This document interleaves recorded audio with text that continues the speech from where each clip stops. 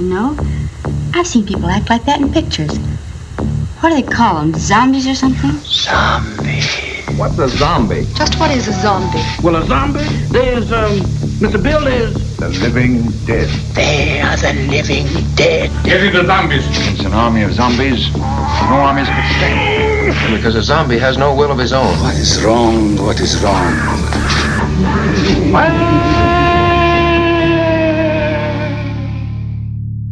Welcome to Zombie Strains, the podcast where we watch all the zombie movies, though, while producer Brad is away, Andy and I have conspired to do a mini history podcast and dump it in the middle of our regular feed. So this will be a bonus episode for you all. What we're doing today is talking about the culture of the 1950s and revisiting some history of the 1950s because it's the next decade we're going to watch movies in. And why would we want to do that, Andy? Well, first of all, producer Brad, if you're listening, this is what happens when you let me and John go unattended for more than a day or two. But the reason we're doing this is if you're a regular Zombie Strains listener, you know that a part of our discussion of each movie we watch is what is the cultural context that is fueling the fears and the ideas and the anxieties that film might be trying to exploit in the best possible horror movie way. Right. Like, for example, you know, in the 1930s, we had a lot of conversations about gangsters, right? Because that was something that was on the mind and scaring people.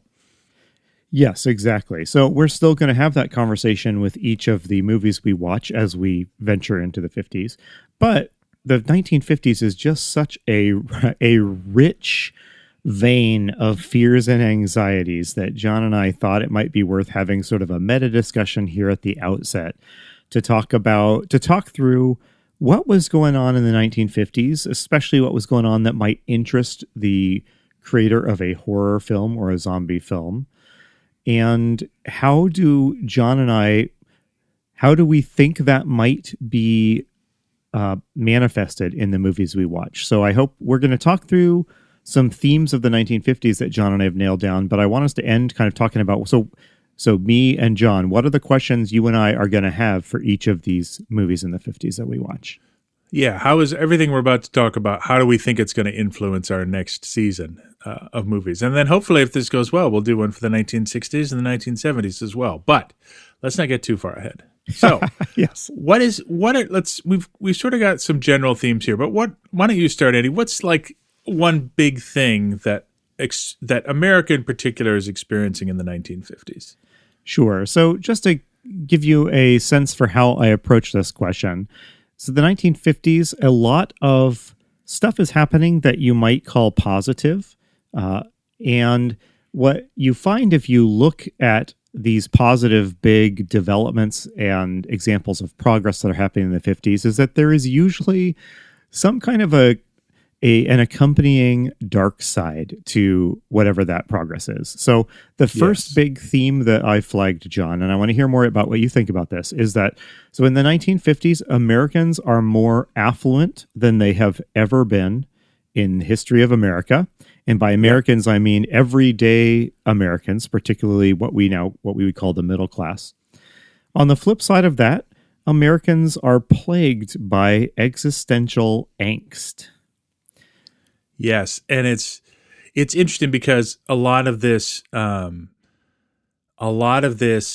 sort of advancements in buying power have to do with things like, I mean, we all take this all for granted now, but it's the first time where people have like, everybody has a flush toilet and everybody has the electrical wiring to buy appliances, and everybody maybe has a job that isn't right near their house. There's less public transit. So now we're doing things like buying houses, cars, appliances in ways that we just haven't ever before, you know? And I think that creates a sense of sameness for different people. Does that make sense?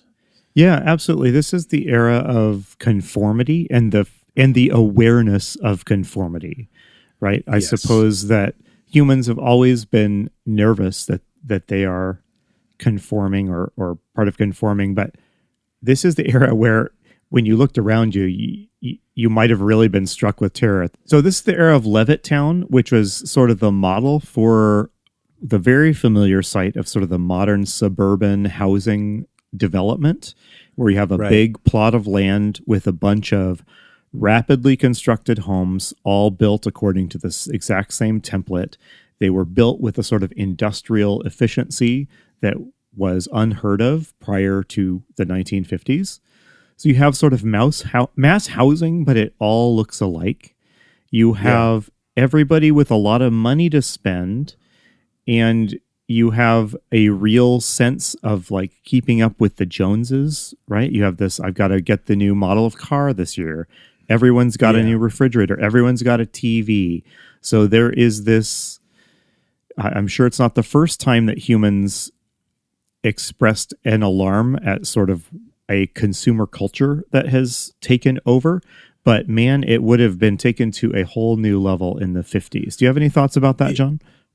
I mean, think about it. We have advertising. So we went from advertising at the turn of the century was just on paper, right? We didn't even have really substantial radio. And then in the 20s and 30s and 40s, we have radio, and now TV is starting to explode. So not only do we have a bunch of money, we have, for the first time, moving visual advertisements. So you can see an advertisement for the new Packard car in a way that you never could before. It wasn't just a fuzzy black and white photo in the newspaper. And I think that, we talk about the internet fueling consumer culture. I think this is the first tip of that, if that makes sense. Yeah, absolutely. I don't know, John, if you have that same sort of feeling of despair when you hear marketing buzzwords like, target demographic and target audience. And, yes. But the 50s is when that era of mass marketing was really coming into its own, and companies were building marketing strategies around reaching out to specific audiences and types of people. And there is a certain dehumanizing experience to that. Yes. I mean, it would have, I can speak having had a career that's touched on marketing for a lot of my adult life. There is that icky feeling you have sometimes when you're doing the marketing. And then there is that corresponding icky feeling when you understand yourself to be the recipient of this sort of very targeted mechanical marketing. Yes, and it's so funny because it's actually more obvious today, I think, but also more accepted. So I think that's why it's so interesting. Like I was talking to somebody about a product, and I maybe Google searched it or something, and then I just started to get a bazillion ads for it all over my social media and everything. And that really jumps out to me. But I think in the 50s, that's when we really start, for example, advertising to women for expensive items like appliances, who at this time are still, well, it's a sad time because what happened is women left the home. During World War II, there were a bunch of men off at the war, and so women went and got jobs, and they realized, hey, this is kind of great. So when they came back, they sort of got forced into this conformist, pigeonholed, as it were, of you have to be this sort of perfect housewife, and here we'll sell you a washing machine. And so so everybody is feeling like they have to conform more. You know what I mean? Yes. Yes, I think that if this doesn't show up in the zombie films of the 50s, I will be shocked. But when you imagine that sort of trapped housewife of the golden age, kind of when you conjure up that stereotype, that is exactly here in the 1950s, because for an awful lot of suburban women, while on paper you are happier than ever, you're making more money, you have more stuff, you are also stuck in this house that looks the same as every other house within miles. And that picture of that grinning housewife who's dying inside, I think that is straight from the 50s here. And if that isn't manifested in some of these horror films, I will be stunned. Yes, but also I don't think it's only women. I think a lot of young people are now coming sort of to realize that by creating a sort of by having everybody's sort of life and house be the same, there's less things that distinguish you. So you were mentioning marketing earlier. In addition to advertising to women living, running households and that kind of thing, there is a new class, a new demographic that is being marketed to. Could you explain this? Because I think it's fascinating. Really, from this point, prior to the 40s, really, there was no concept of the teenager, right? Yes. Like if you were a child, you were just a child, and then, and in fact, you grew up a lot earlier in a lot of ways. With disposable income, for example, in a more rural environment, you become an adult at like 15 because you've got to know how to plow the fields and stuff. There's no time to be an angsty teenager, but that's no longer the case. So talk to me a little bit about this because I think it's interesting. Yeah, this is one of the most remarkable modern cultural developments, I think. It's just stunning to me because how entrenched the idea of the teenager is and the teenage years. It's hard to imagine a time when people just didn't think of the quote teenage age as something distinct with its own identity and its own features and its own struggles. I mean, and their own money, right? Like they didn't have any money to spend, but they do now. Yeah. And you see this in the art of the time, especially in the driven by the movies, but also by music. So in the movies, you have people like Marlon Brando, Dean. In the music, you have Elvis. You see the rise of this new kind of main character, I think you might say. And that is the kind of the angst-ridden teen, right? Somebody who is maybe good at heart. If you think of Elvis as kind of an archetypal model of this type, Elvis's image, he's young, he's got a good heart, right? But he is filled with angst. He's very self-absorbed in good and bad ways. He's vulnerable in a way that is just simply not present in the, quote, protagonists of earlier decades. Yes. So, I mean, we saw this in all our previous films, right? Like these square-jawed men who just don't vary their emotional presentation almost at all. Right? Yes, exactly. They've all been, I think, what you would call young professionals. All of the heroes of the movies we watched in the 30s and 40s. They are young. Maybe some of them are even on the outer edge of teenagedom, but they're all wearing suits. They have good jobs. They're usually engaged to be married already. Yes. And they read like 20-something professionals. So obviously, John, we all know that horror movies, for sure by the time that we get to like the 80s, horror movies will have this whole new idea of like the teen scream movie, right? Where teenagers are both the heroes and protagonists, and they're the main victims of whatever the evil is. So somewhere between the kind of the brave professional heroes of the 1940s and the 80s, we are going to get this transition in horror movies to teenagers, to idiot teens, right? And maybe some good smart ones mixed in to be alarmed as their idiot friends are all picked off by the monsters. Right. So I wonder if we're going to get that here in the 50s, if we're going to start seeing the first teenagers playing the lead role. So. Yeah, I think so too. Okay, so that is a real quick overview of the sort of concerns and anxieties that floated around, that accompanied the new affluence of Americans. So, John, what's another big theme of the 1950s that you figured, and what is its dark side? Well, I think values are changing really quickly.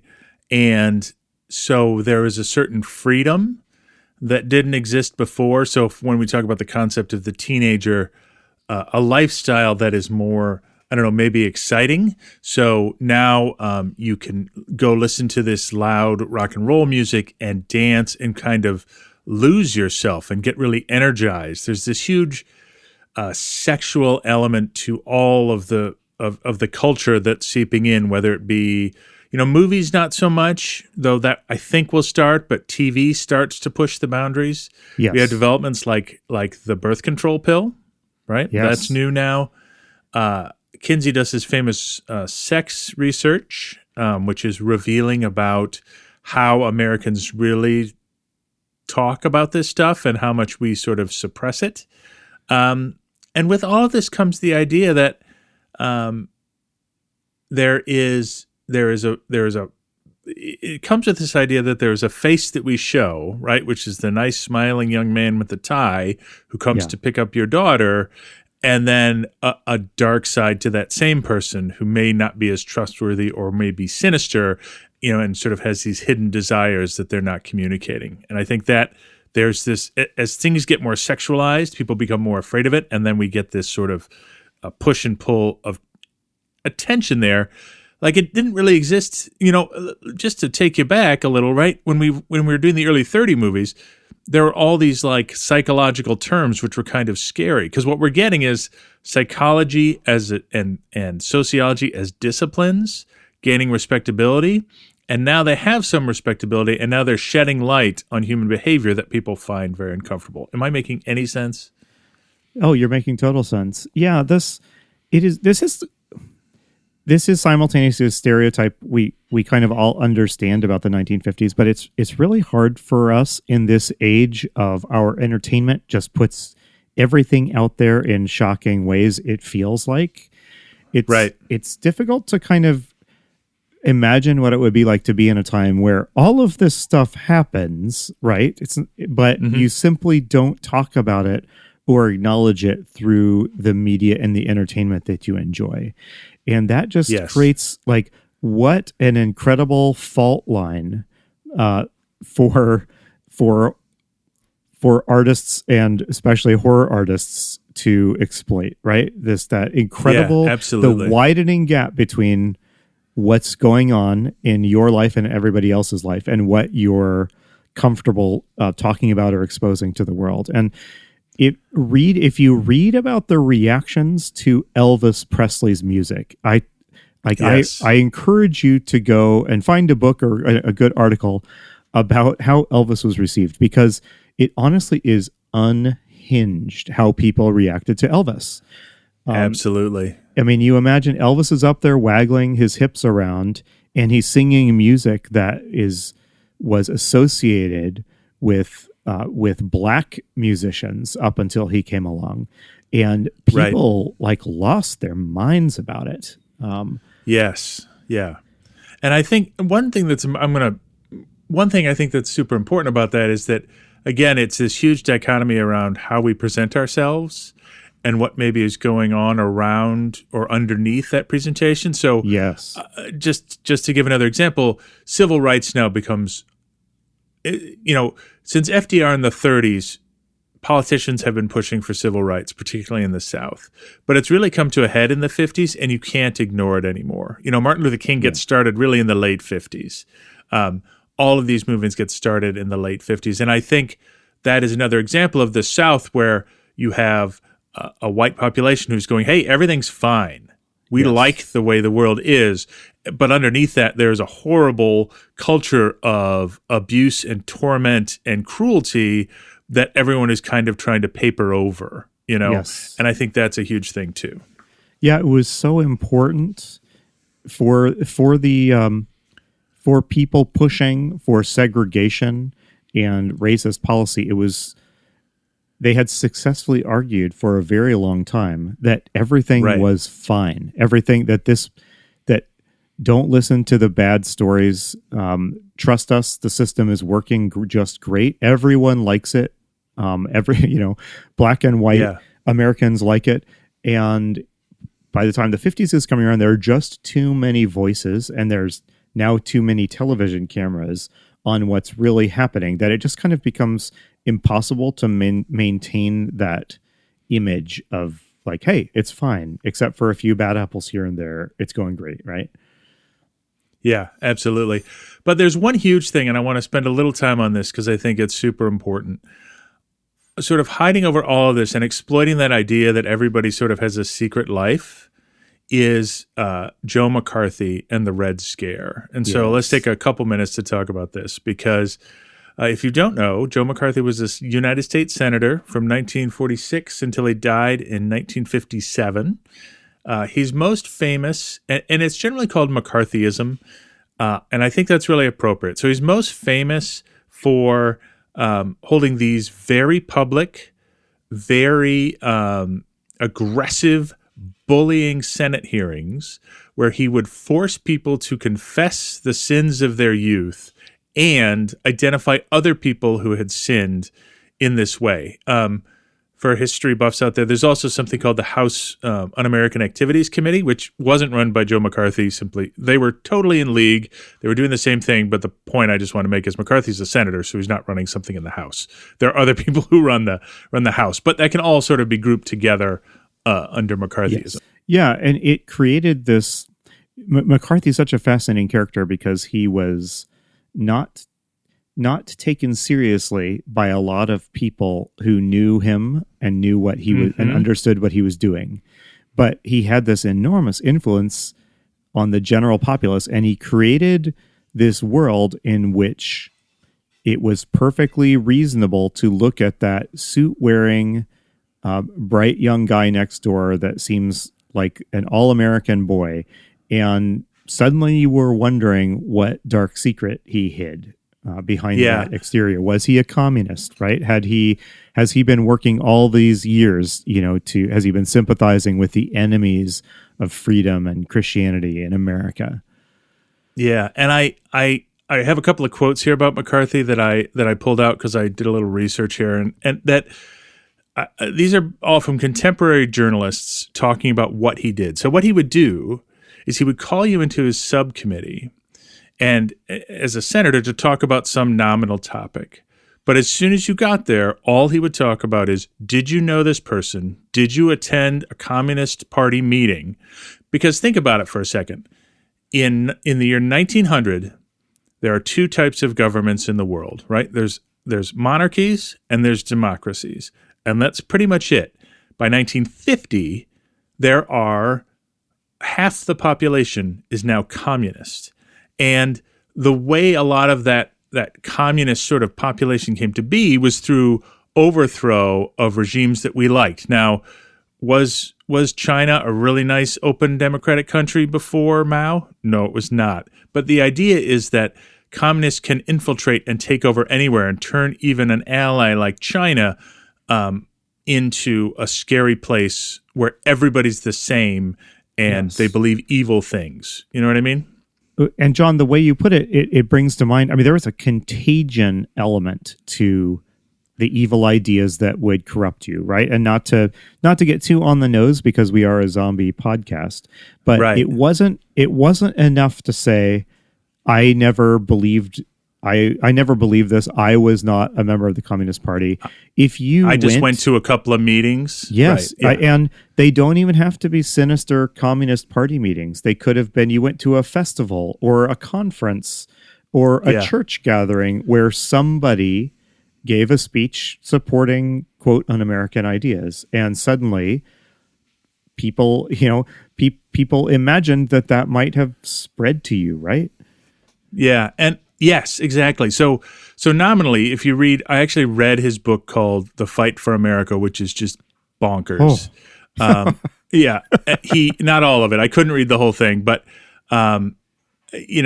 he just felt that like exposing communists and communism was the most valuable thing he could do for his country. But here's, I think, the important thing. Not only is that a contagion, but the way he did it was not to use legal means. What he did is spread fear and paranoia about our neighbors to ourselves. So here, interesting fact, not one indictment came out of any of McCarthy's investigations. Not one. It was all about exposing and humiliating people publicly. You know what I mean? And so, and what he was really trying to do, and this is what happens sometimes, it's always an interesting spot in history, is I'm gonna quote I.F. Stone from his work, The Haunted 50s. He says, the other factor at work is McCarthy's ambition to create a kind of dictatorship for himself within the established government, to make himself a recipient of complaints from assorted crackpots and malcontents, to build up a secret ring of informants within the government, and to make officials more fearful of him than their own superiors, right? So he's doing all this just to create paranoia so he can have control. Does that make sense? It does. And it's remarkable to me, we're talking about a theme of that contrast between the nice, composed outside and the dark, twisted inside.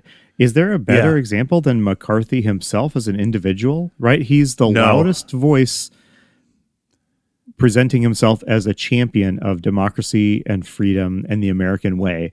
But he was a cruel, vicious, just deeply sick person. Yeah, he was a liar. He gave himself the nickname Tail Gunner Joe about his exploits as a tail gunner in the Navy.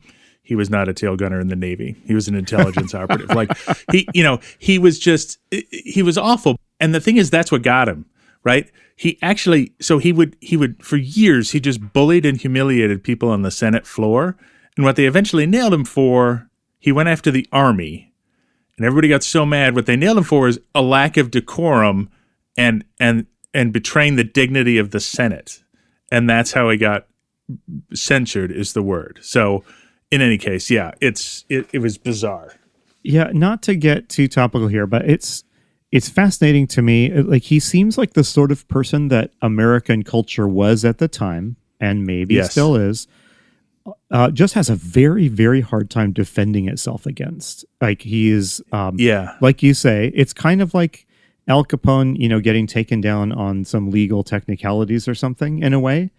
It wasn't enough that there be a voice countering his ideas and convincing people not to go with it. He had to be allowed to go too far until he stepped over some technical line that was just a step too far. Right. There's a great quote about why this was so hard, because you would say, "Oh, he's so awful. Why didn't they just get him?" And there's another quick quote from I.F. Stone about something early in McCarthy's career. The report made on McCarthy by the Senate Subcommittee on Privileges and Elections is a monument to the ineptitude of gentlemen in dealing with a brawler who pays no attention to the rules, Queensberry or otherwise. So, John, exactly. So I feel like it's gotten a little grim here with this McCarthy talk. Can I share sorry. my single favorite example of this dichotomy between good all-American outside and dark and sinister inside? Do you know much about the history of game shows, John? I know a little bit. Okay. So basically, in the 50s is where you see the very first explosion of popularity of TV game shows, right? These are, we still have them obviously today. And so you had, the $64,000 question. This was a new thing at the time, and they were enormously, outrageously popular. And they seem to tap into all of these very American ideas, right? Just that, hey, we're going to just have regular people on this show, and through their own smarts and resilience and intelligence and knowledge, just these regular Joes are going to become incredibly rich. Like, how American is that, right? Like, there's no hierarchy. Like, this is Joe and Jane from the suburbs, and they just got rich because they happen to know a whole lot about a certain topic. Well, they were enormously popular. Charmingly, John, some of the early shows had trouble getting people to kind of gamble their mid-tier earnings in order to get the top build money. So like $64,000 question had a problem that like they would have these double or nothing like gameplay mechanics, and people would get to a certain point and no one was gambling on the next tier. So that's just so charming. But of course, then in the midst of all this super fun popularity, everyone's tuning in. These quiz show contestants are becoming American heroes. People love them. Then we get a wave of scandals where it turns out that a lot of these shows were just rigged, and that these all-American game show protagonists were in fact very carefully crafted and groomed movie style protagonists. They would seek out participants to be the bad guy that everyone hates, and they would seek someone out to be the all-American guy that everyone's rooting for, and they would rig the results of the game for maximum drama. And it sounds like when you describe it like that, it sounds like pro wrestling in the 90s. Oh, it absolutely does. And in fact, one of the big scandals finally broke when one of the heels, the guys who had been brought on to be the jerk. I mean, they had him dressed in ill-fitting suits. They turned off the air conditioner so he would sweat a lot when it was his turn to ask questions. I mean, and he just came to resent his role, and he broke one of the first scandals.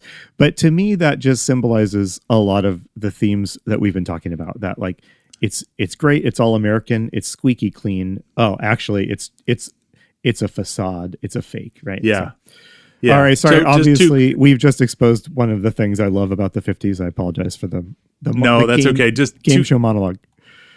Two quick things about the game show thing because it's great. First of all, there's a great movie starring Ralph Fiennes, his sort of maybe second big role, which is called Quiz Show, where he is a contestant who has been fed the answers and is winning, and he takes part in one of these scandals. But the other one that's hilarious, I remember this as a kid. I Love Lucy. It did an episode where Lucy and Ricky got on a game show, and they were given the answers, but they got mixed up on which answer went with which question. So Ricky gets asked, why was Mary Queen of Scots beheaded? And he answers, to scrape the barnacles off her hull.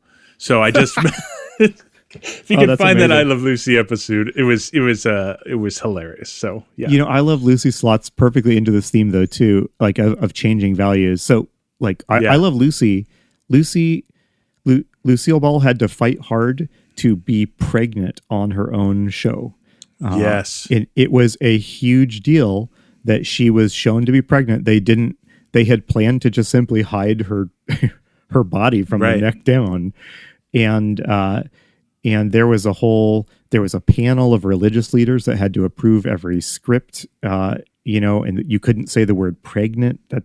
You had to say expectant mother. Like it was this, but I mean, crazy. It's silly in retrospect, but you can see this clash of changing values versus kind of the fear of where this all might be leading. You can see that playing out in these really petty, friction in like a dumb comedy, right? Yeah. Well, I think we have one more big topic to move on to, but I'll say one last thing about that is the other thing about Lucy is that she is a model for somebody who wants to control their own destiny. She became a producer and sort of a really powerful person, which is really cool. But also, she did it not by being overly serious and solemn like Joe McCarthy. The way you puncture people like Joe McCarthy is with humor and to ridicule them like Lucy does. And I think that's why she's so interesting here. But anyway, we have a huge other topic we need to move on to. Yes. And so, John, why don't you lead us into what has got to be, the big horror theme of the 1950s. What do we got? Yes. So it is technology.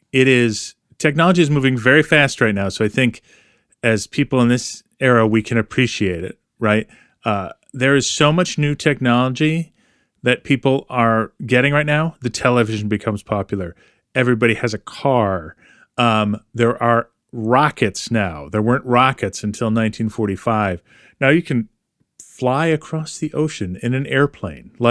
All these things you couldn't do before, but it's tied to paranoia and fear of technology at the same time. So, yes.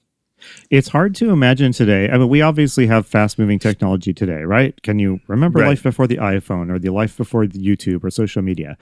But in the 50s, you had people that in the 1930s in America, outside of the big cities, there were swaths of America where life was not a whole lot different than it had been in like medieval Europe if you were a peasant farmer. And that's a little bit of an exaggeration, but it's not a huge exaggeration. Yeah. And so if you can just imagine going from that just 15 or 20 years later to owning a home in the cities and having a car and having a TV that's showing you stuff from the other side of the world. And electric lights and an indoor bathroom and all this stuff. Yeah. And I mean, I mentioned the big stuff like TVs and cars, but you're right. A lot of it is just, we have refrigerators now.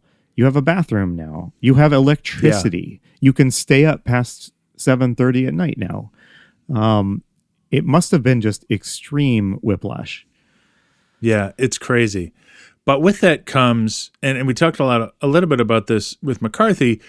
The one thing we didn't say is McCarthy wasn't the only person scared of communism. With all this technology, it became a race. So what happens with the Soviet Union at this time in terms of technology?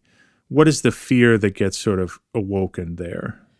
Yeah, well, so this is the age of the nuclear bomb, the A bomb. Right. And then in the 50s, we get the H bomb, which is just apocalyptically more devastating. If you could imagine a horror scenario where a lot of A bombs are dropped on American cities, that might be a terrifying scenario where most of our cities are reduced to rubble. When you bring the H bomb into the picture, suddenly you were talking about the entire swaths of the country being rendered uninhabitable indefinitely, right? The fear that is rising here is that the Soviets have this technology too.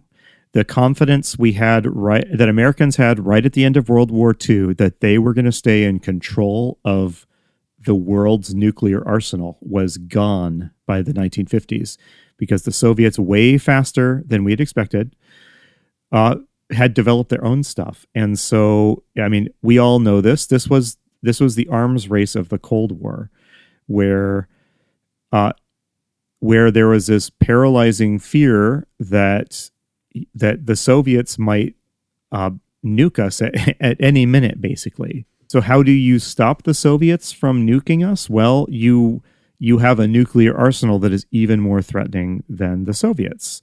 So there was a great fear in the 1950s that America was falling behind the Soviets in a fatal way in the development of nuclear weapons, and that we would lose that threat, that deterrence, that threat of reprisal that Americans imagined at least was the only thing keeping them alive.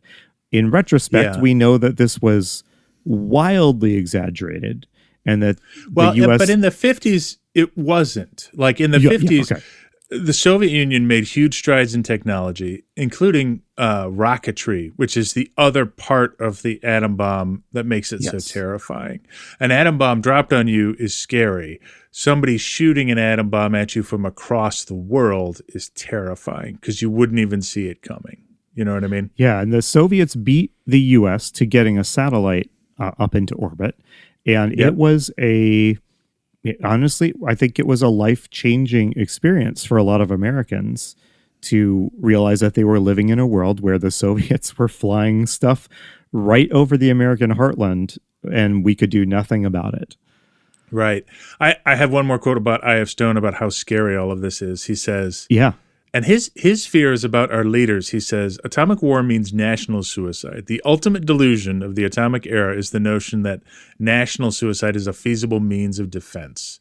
How apparently sensible and sane men could drift into such belief will astound future historians if there are any. So, like, that's how people felt about this, that it was terrifying. You know what I mean? And I think in the 80s, when you and I grew up, we were also terrified of it, but you sort of have become immune to it now, right? It's not as scary as it was then, but this was all new back then. You know what I mean?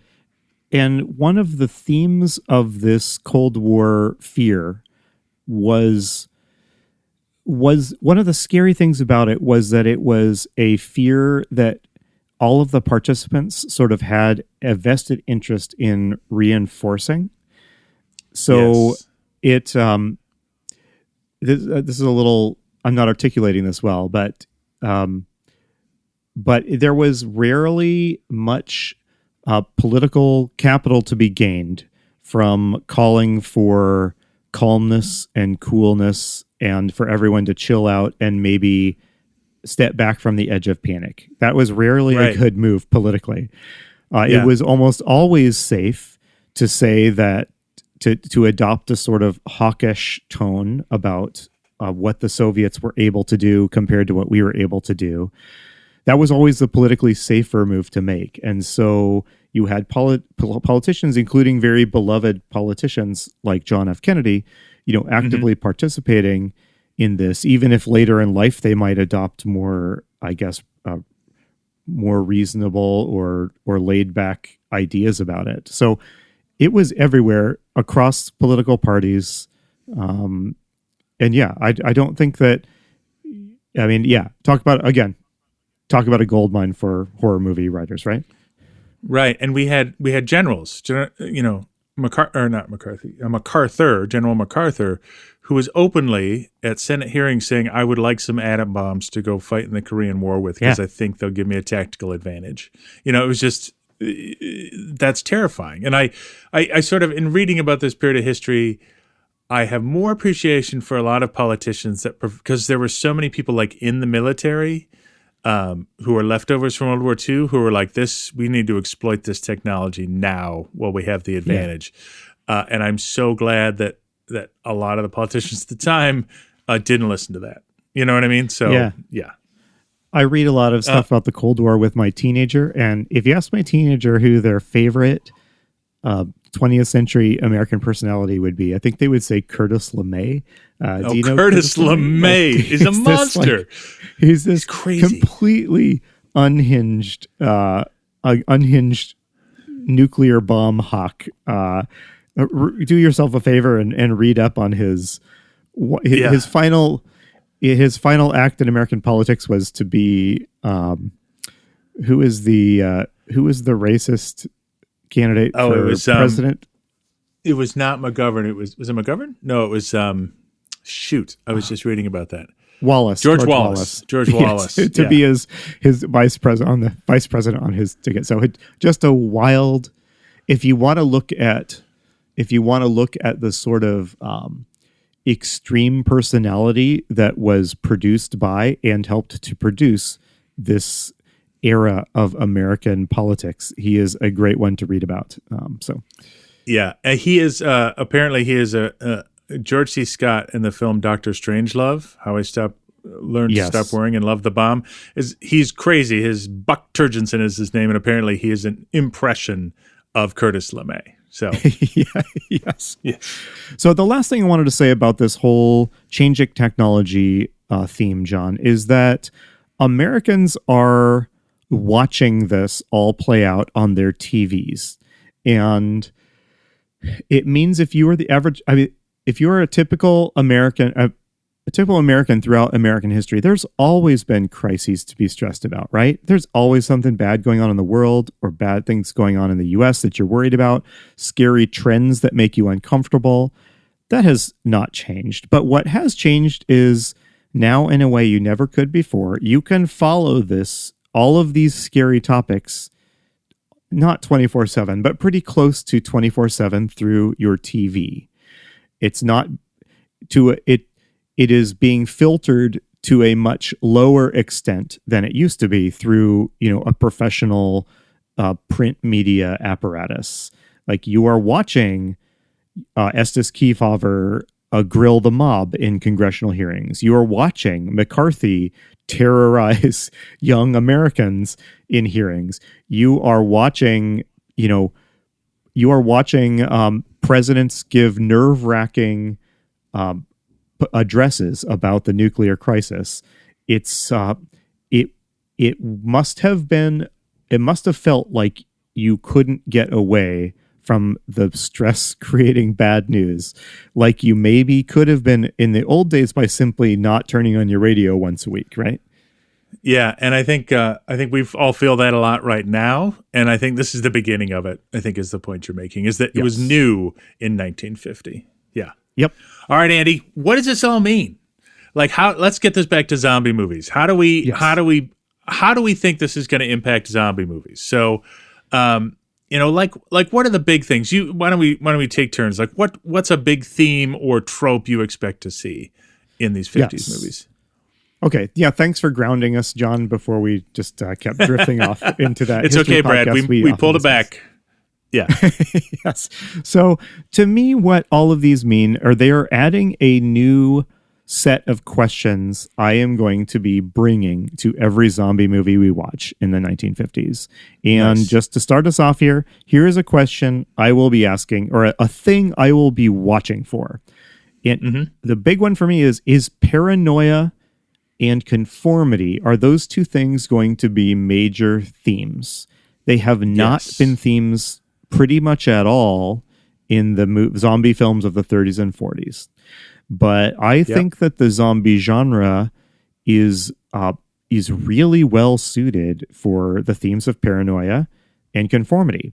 And so obviously by the time Night of the Living Dead rolls around in the late 1960s, zombie movies are being used to comment on the conformity of American consumer culture.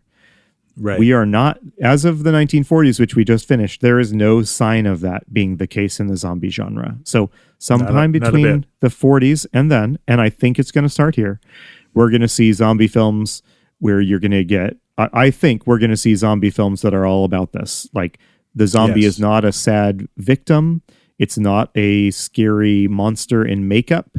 It is a reflection of what we fear might be becoming of us Americans, right? Oh, I love that. That's awesome. Okay, so John, it's your turn. Yeah. Toss us the theme you'll be looking for. Well, I'll be looking for the theme of apocalypse, right? We asked that question a lot in the first 22 episodes, in the 16 sort of historically sequential episodes. Is there an apocalypse? And I think almost every time we said no, but there was a potential for one. So how is because now we have the idea of an apocalypse, right? We have Russian rockets dropping H-bombs on the U.S. Now we have a national idea of what an apocalypse could look like and how suddenly it would come. So how is that theme going to work itself into these movies as we move into them? Because I think it's going to play some sort of role. We just don't know how fast it moves, if that makes sense. Yeah, absolutely.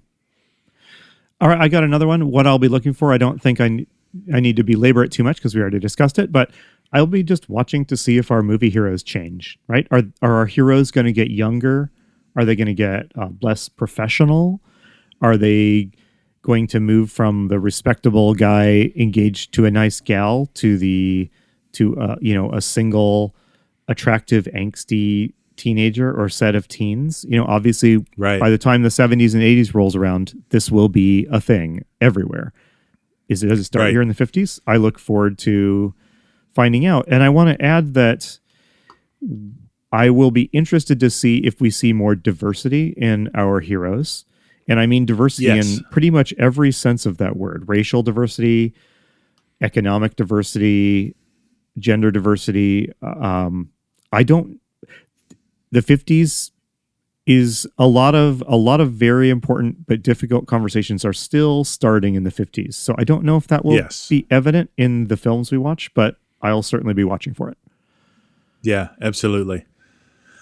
One for me is also going to be, how will science and science fiction and technology inform these movies? We haven't seen a lot of technology, and I don't think we've seen one science fiction movie yet. I don't think it's an idea yet. I think the 50s is sort of the birth of modern science fiction. You know what I mean? Yes. Like there were some. There was War of the Worlds or whatever in the first part of the century. But this 50s, I think, is where sci-fi and using technology to solve problems is really going to take off. We have seen little hints of this in the movies of the 30s and 40s, where we have seen films wrestling with the question of, are zombies a product of technology or are they a supernatural horror thing? And I think the direction the genre chooses to take is going to be hugely, hugely important. And I do think that this is probably the era where that's going to get hashed out in a much clearer way than it was in the 40s. Yeah, I agree. Any last things you want to look out for before we wrap up here? I had one more question that I'll be asking and I'll be looking for, and that is this the decade when the zombie genre leaves its very, very localized roots in the Caribbean, and it moves and it becomes a more broadly American idea, or even a global one, right? The zombie movies we know and love from the modern era, they feel very American, right? Think about The Walking Dead or shows like that. Feel very American, and they feel very divorced from the cultural roots from which the idea of the zombie was taken. And we have already seen a couple of movies, just completely dropping the Caribbean background of the zombie, even while most of them have included it. Some have started to drop it.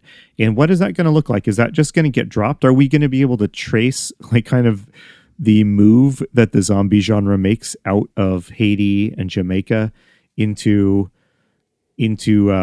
what it becomes in American film? I don't know. I'll be watching for that.